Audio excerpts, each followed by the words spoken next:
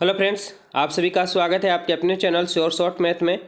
और आज हम लोग देखने वाले हैं बिहार बोर्ड के बच्चों के लिए 10th क्लास का फिजिक्स का 5वां लेसन ऊर्जा के स्रोत से संबंधित पूरे का पूरा ऑब्जेक्टिव। इसके पहले पार्ट 1 हो चुका, आज पार्ट 2 हम लोग देखेंगे जो चुनिंदा क्वेश्चन है।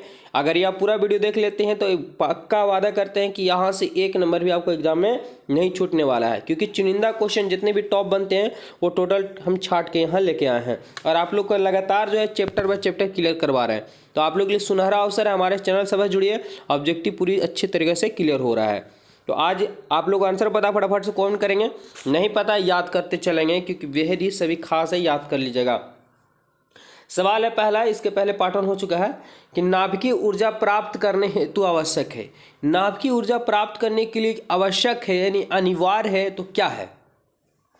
क्या हीलियम है, क्रोमियम है, यूरेनियम है या एल्युमिनियम है? क्या अति आवश्यक है नाभिकीय ऊर्जा प्राप्त करने के लिए?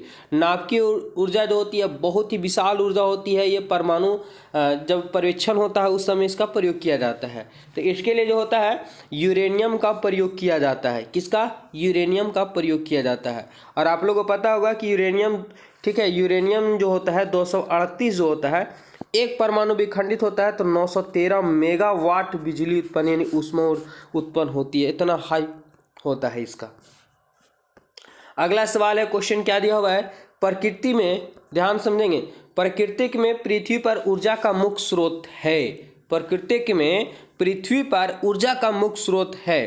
क्या कोयला है, या सूरज है या पानी है या लकड़ी है? तो आप लोग दिमाग काम कर रहा होगा कि यहाँ पे बोला है कि प्राकृतिक में। अब प्राकृतिक में कहाँ? तो पृथ्वी पर। अब पृथ्वी पे सबसे ज़्यादा मात्रा में पानी होता है, ठीक है। कोई क्या है, कोयला भी होता है, लकड़ी भी होता है, सूर्य भी होता है। क्या होगा?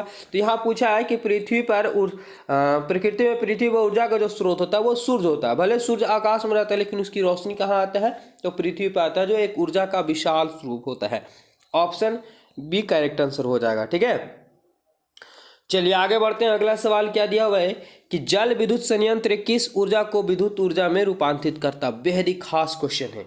जल विद्युत संयंत्र आप लोग जानते हैं कि नदी में से पानी जाते रहता है, इसमें बड़ा सा डैम लगा दिया जाता है, इधर मशीन लगा दिया जाता है, ऊपर से पानी गिराया जाता है। थर्मल पावर क्या करता है? घूमता है और घर्षण से बिजली उत्पन्न होता है। बड़े बड़े प्लांटों में, ट्रांसफार्मर में जाता है और वोल्टेज को हाई वोल्टेज करके विभिन्न शहरों में बेच दिया जाता है। तो आप जरा समझिए और इसका राइट आंसर बताइए।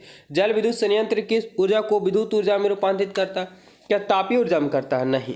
नाभिकीय ऊर्जा में करता है? नाभिकीय ऊर्जा में नहीं करता है। नाभिकीय ऊर्जा प्राप्त करने के लिए तुरंत पढ़े यूरेनियम का प्रयोग किया जाता है। सौर ऊर्जा यहाँ है नहीं। क्या करता है? तो स्थितिज ऊर्जा में। किस ऊर्जा? कि जल विद्युत संयंत्र किस ऊर्जा को विद्युत ऊर्जा में? तो स्थितिज ऊर्जा यानी पानी स्थिर रहता है, पानी गिराया जाता है, ठीक है। तो स्थितिज ऊर्जा कोई किस में कर देता है? विद्युत ऊर्जा में परिवर्तित कर दिया जाता है। ऑप्शन यहाँ पे डी करेक्ट आंसर हो जाएगा। वीडियो में बने रहे तभी आपको सीख पाएंगे और बेहद ही लाजवाब क्वेश्चन है। क्वेश्चन अगला, नरौरा नाभिकीय विद्युत संयंत्र किस राज्य में स्थित है? नरौरा नाभिकीय विद्युत संयंत्र किस राज्य में स्थित है? क्या ये राजस्थान में पड़ता है नरौरा? महाराष्ट्र में पड़ता है? उत्तर प्रदेश में पड़ता है? गुजरात में पड़ता है? कहाँ पड़ता है? तो ये पड़ता है बाबा नगरी, ठीक है, उत्तर प्रदेश। ऑप्शन सी इसका करेक्ट आंसर हो जाएगा। अगला सवाल है बेहद ही खास क्वेश्चन, फटाफट से आप लोग कमेंट कीजिए। निम्न में से उत्तम ऊर्जा का स्रोत कौन सा है? फिर से यहाँ पे आ गया उत्तम ऊर्जा का स्रोत बताना आप लोग का। क्या कोयला है, लकड़ी है, पेट्रोलियम है या बायोगैस है? अब यहाँ पे ऑप्शन सूर्य नहीं दिया हुआ है तो जरा दिमाग लगाएं क्या होगा, फटाफट से बताना आप लोगों को क्या होगा राइट आंसर इसका। तो ध्यान से देखेंगे कि कोयला, लकड़ी, पेट्रोलियम और बायोगैस क्या होता है। तो यहाँ तो आपको समझना हो कि उत्तम ऊर्जा का स्रोत वो होता है जो आसानी से उपलब्ध हो जाता है, जलने पर अधिक कैलोरी उत्पन्न देता हो, जिसका भंडारण आसानी से हो। तो इनमें से राइट आंसर की बात करिए पेट्रोलियम हो जाएगा, ठीक है। ऑप्शन सी बिल्कुल करेक्ट आंसर हो जाएगा। अगला सवाल है कि पावन बाधित जनित्र में पावन, ठीक है, पावन बाधित जनित्र में पावन की चाल कम से कम कितनी होनी चाहिए? पवन चक्की जो होती है, ठीक है, पवन चक्की जनित्र में पावन की चाल कम से कम कितना होना चाहिए? ये आपको अधिकतर जगह पे देखेंगे, मध्य प्रदेश, उत्तर प्रदेश तरफ देखेंगे, शहरी इलाकों में बड़ा बड़ा डंडा लगा रहता है, ठीक है, पहाड़ी एरिया में, और ये चक्रण करते रहते, घूमते रहता है, इससे क्या घर्षण से बिजली उत्पन्न होते रहता है। तो ये घूमेगा किसी हवा के माध्यम से सूर्य घूमता है, तो कितना कम से कम हवा होना चाहिए, चलना चाहिए रफ्तार से। क्या होगा राइट आंसर? तो कम से कम 15 किलोमीटर प्रति घंटा की रफ्तार से अगर हवा चलेगा तभी पवन चक्की से पवन विद्युत ऊर्जा की प्राप्ति होती है। Option A right answer. ये कई बार आपको बोर्ड एग्जाम में देखने को मिल चुका है। तो जितना भी क्वेश्चन हम बता रहे हैं सभी टॉप क्वेश्चन है, क्योंकि चैप्टर से छाट के लेके आ रहे हैं आप लोग के लिए। तो हमारे चैनल से बस जुड़िए। सवाल है अगला कि गर्म जल प्राप्त करने के लिए हम सौर जल तापक का उपयोग किस दिन नहीं कर सकते हैं? सिंपल सी बात है, जरा समझना होगा खाली कि गर्म जल प्राप्त करने के लिए, अब गर्म जल प्राप्त करना है लेकिन हमें किसके माध्यम से, ठीक है, तो हम सौर जल तापक, सौर जल यानी सूर्य से जो रोशनी मिलती है उससे हमको क्या करना है, तो पानी को गर्म करना है। तो पूछा है कि किस दिन हम उसका उपयोग नहीं कर सकते, तो धूप वाले दिन तो गर्म हो ही जाएगा, ये ऑप्शन गलत हो जाएगा। बादलों वाले दिन, तो बादल लगा हुआ रहेगा तो सूर्य में दिखाई देगा नहीं, तो उस दिन पानी गर्म होगा नहीं, तो ऑप्शन यही हो जाएगा। ठीक है, ऑप्शन की बात करें ऑप्शन बी करेक्ट आंसर हो जाएगा। अगला सवाल है, निम्न में से कौन सा ऊर्जा, ठीक है, निम्नलिखित में से कौन सा ऊर्जा स्रोत और ऊर्जा के व्युत्पन्न नहीं है? ऊर्जा के स्रोत और ऊर्जा के व्युत्पन्न मतलब उल्टा नहीं है। भूतापीय ऊर्जा, पवन ऊर्जा, है ना, नाभिकीय ऊर्जा लिखा हुआ था, की हो गया, नाभिकीय ऊर्जा और जैव मात्रा।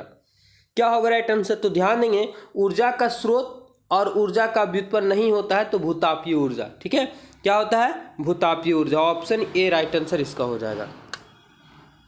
22 नंबर सवाल क्या बोला है, निम्नलिखित में से किस धातु को सोलर सेल बना होता है?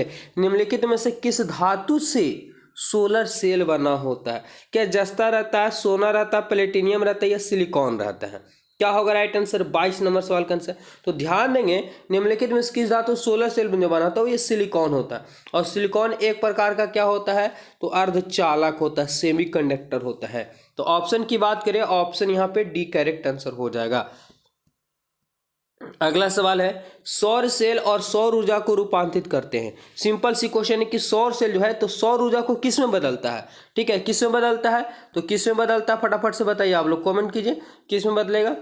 तो ये देखेंगे कि सौर सेल है तो सौर से सूर्य पड़ेगा, सूर्य से रोशनी पड़ेगा सोलर पैनल पे, और यहाँ से क्या निकलेगा, करंट उत्पन्न होगा। तो सौर ऊर्जा किस में बदल गया, विद्युत ऊर्जा में बदल गया। तो ऑप्शन क्या है, तो ऑप्शन डी इसका राइट आंसर है। उम्मीद करें कि बहुत ही अच्छे ढंग से आप लोगों को समझ में भी आ रहा होगा। तो हमारी देरी किस बात का, चैनल को सब्सक्राइब कीजिए, थोड़ा दोस्तों के पास शेयर कीजिए, और एवरीडे शाम को 7 बजे आप लोग जुड़ जाया कीजिए, ठीक है। मैराथन क्लास भी चलने वाला है, ये चैप्टर पूरा क्लियर कर देते हैं। उसके बाद उत्तम ऊर्जा का स्रोत वह है, उत्तम ऊर्जा का स्रोत वह है, कौन है, कि जो सरलतम से सुलभ हो, दूसरा जो प्रत्येकांक आयतन अथवा प्रत्येकांक द्रव्यमान में अधिक कार्य करे, दूसरा जिसका भंडारण परिवहन आसान हो, उपयुक्त में से सभी गुण हो। क्या होगा राइट आंसर? तो बिल्कुल उत्तम ऊर्जा हम पहले ही पढ़ा चुके हैं आप लोग को कि जो सरलतम से सुलभ हो मतलब आसानी से मिल जाता हो, जो प्रत्येकांक आयतन अथवा प्रत्येकांक द्रव्यमान में अधिक कार्य करे, ठीक है, जिसका भंडारण और परिवहन आसान हो, इनमें सभी गुण होते हैं, तो ही जाके क्या कहलाते हैं, उत्तम ऊर्जा का स्रोत कहलाता है। ऑप्शन हो गया डी। आज का लास्ट सवाल ये, ऊर्जा का स्रोत से जितने भी क्वेश्चन टॉप क्वेश्चन बने थे वो पूरा का पूरा क्लियर हो गया। आपको एग्जाम में यहीं से देखने को मिलेगा, इससे बाहर देखने को नहीं मिलेगा। दिया है कि अनवीकरणीय ऊर्जा है, अनवीकरणीय ऊर्जा कौन है, महासागरीय ऊर्जा, सौर ऊर्जा, कोयला से प्राप्त ऊर्जा या पवन ऊर्जा। तो देखिए अनवीकरणीय ऊर्जा पहले कहते किसे हैं, तो जिसे हम पुनः प्राप्त आसानी से नहीं कर सकते हैं, तो महासागरीय में ऊर्जा प्राप्त कर सकते हैं, ये होगा नहीं। सौर ऊर्जा तो हमें रोज प्राप्त होती है। पवन ऊर्जा हवा चलता है, रोज ऊर्जा हमको मिलता है। लेकिन कोयला अगर जल जाता है एक बार तो दोबारा उस प्रयोग में नहीं आता है। तो यहाँ पे पूछा है कि अनवीकरणीय, तो अनवीकरणीय कोयला से प्राप्त ऊर्जा ही होता है, ऑप्शन सी। कैसा लगा वीडियो आप लोगों को, इस 15 सवाल में से आपको कितने सही हुए आप लोग कमेंट करके जरूर बताइएगा। धन्यवाद, मिलते हैं नेक्स्ट वीडियो में। जय हिंद।